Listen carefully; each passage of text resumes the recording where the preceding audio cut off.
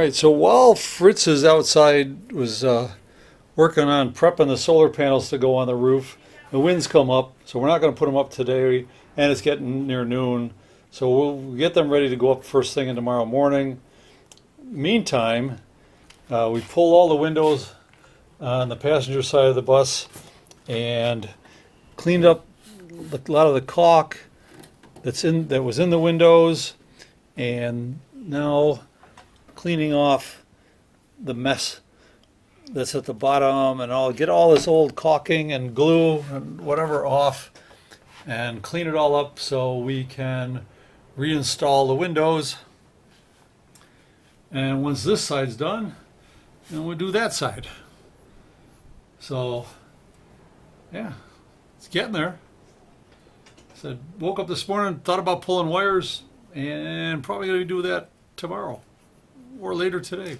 I don't know, it's all coming together. Well, got a little nuts here is we ended up getting some help from another friend and went to town on these windows. We pulled them all out, both sides, got them all cleaned up, and then reinstalled them. And we used this stuff. I got some silicone, and it's made for indoor, outdoor, and use that to seal it. Ran a bead down the window, across the bottom, nice heavy bead, set it in, put it up. We clamped them in place because in the demolition process, the screws and washers disappeared. We are getting replacement screws and the washers to hold them in place. Down the line there will be wood trim screwed in, and that's definitely going to hold it. So, but it's nice.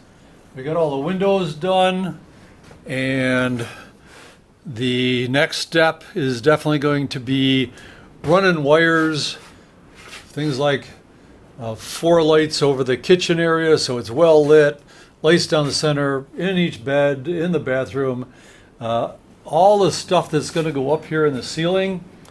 And we are going to have a fan in the back and another one in the front. So we need to run those wires. That's the next step. That's tomorrow. I did put these strips either side of where the fan's going to go, and that'll give some support to the ceiling, because obviously this is going to be cut out in that 14-inch square where the fan will go. Same in the back. So little steps.